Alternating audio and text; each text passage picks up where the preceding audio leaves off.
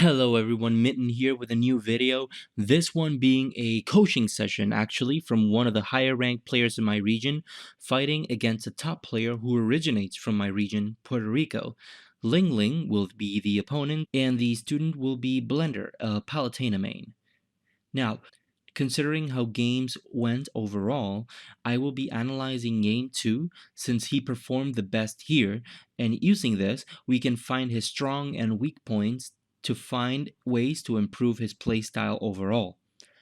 I'll be starting with a quick rundown of tips I found in game 1 and then explore game 2 going by these specific things and anything else I find. So, without further ado, let's begin. Now, for game 1, there's 4 main points I want to cover. Right at the beginning of the game, you opt for drop-down auto reticle, which is the obvious Palutena play.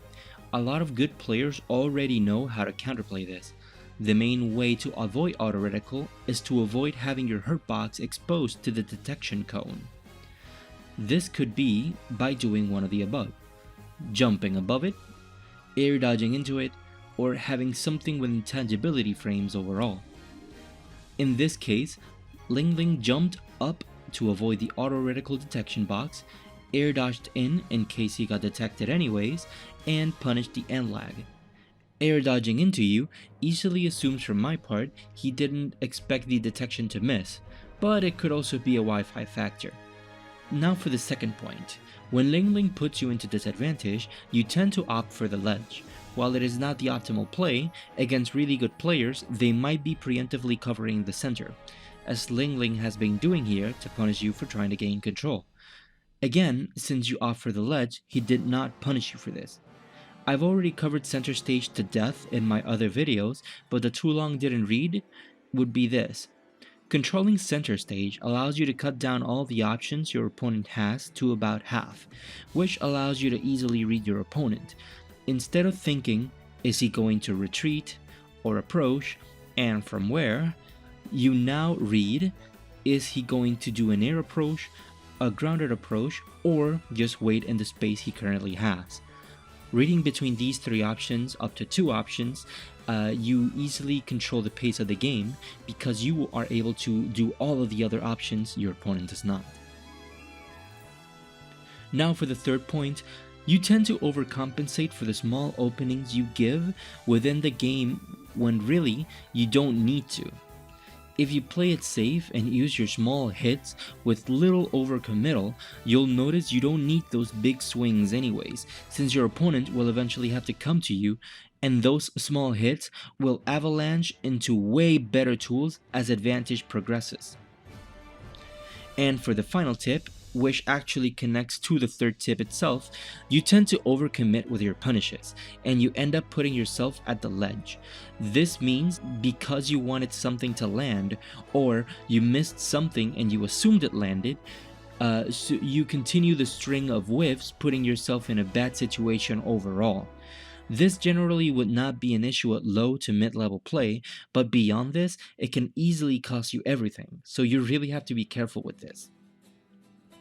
Alright, so here we are taking a look at game number 2.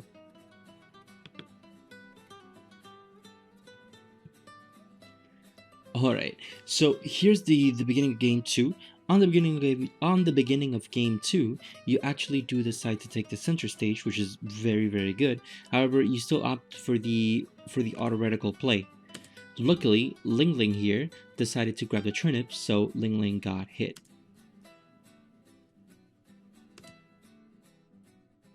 This is good corner pressure, but you put yourself in the corner with rising nair.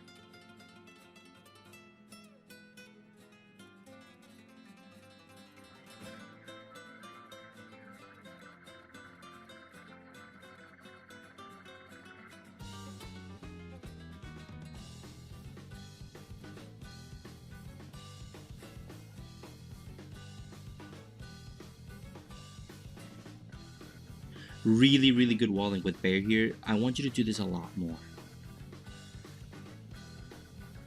You throw a lot of preemptive moves when ledge trapping.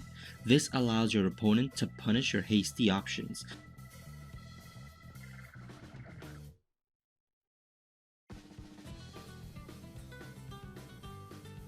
Alright, so this is the main error I'm seeing from game 1. You are overcommitting with your play. You have to be very careful not to overcommit with your moves, because again, you put yourself at the corner and now LingLing is in advantage.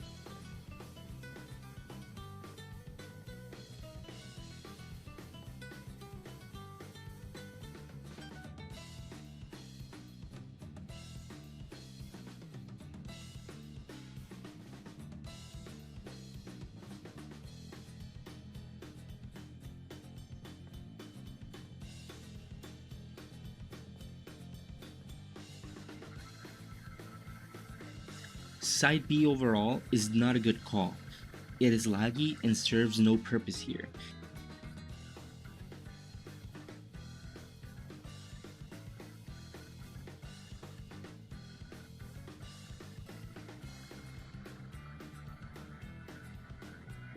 This was a little bit of a hasty let trap. You gave him center for free by doing this. Now, see, because nothing is happening in your favor, you tend to overcompensate for that lack of activity, so you press too many buttons. This is not needed. Look at how much time you have left. Relax and let your opponent come to you.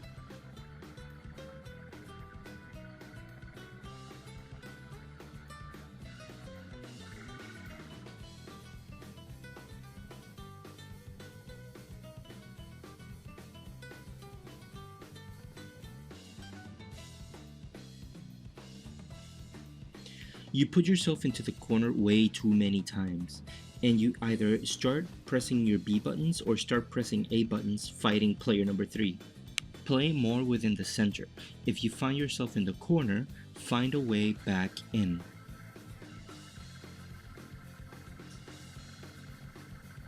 See, when you get punished here, you start to break down and feel anxious. This is called post-punish anxiety. Post-punish anxiety causes your mind to go blank, and you begin to force your disadvantage into an advantage, essentially skipping a lot of steps within the game itself, which easily results in your situation being worse.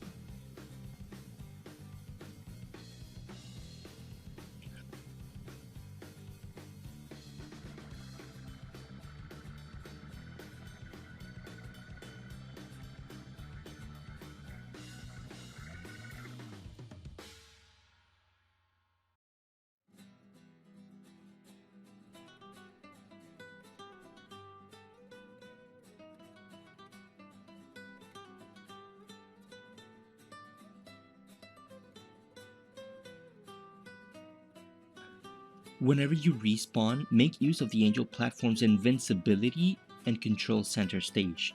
If you're in a huge advantage, literally just make use of center stage. And if you're in a disadvantage, make sure you find an opening while you're controlling center stage. This makes sure that whenever your invincibility wears off, you at least start in a very good position to punish.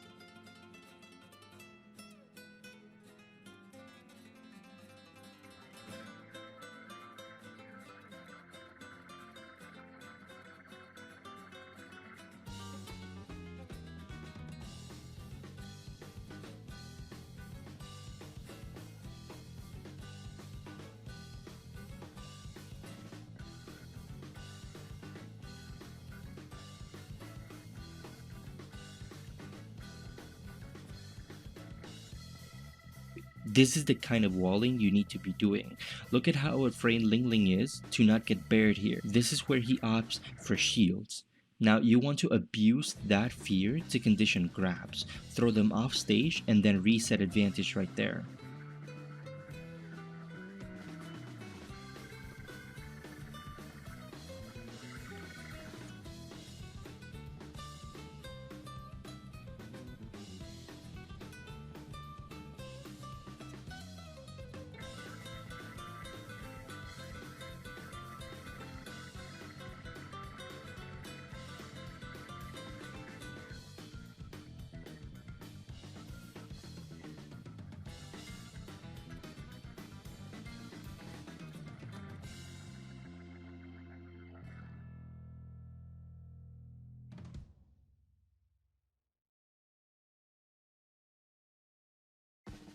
This is a perfect example of why the one punish is what matters, and why playing patience allows for these openings to arise. Let's watch that again.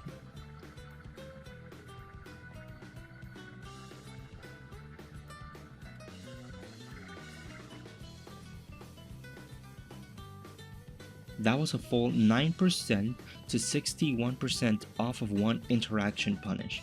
Rather than fishing for nairs with a neutral, this is why it's most effective to use nair itself as a whiff punisher, since while the move is punishable, it has huge reward when used correctly.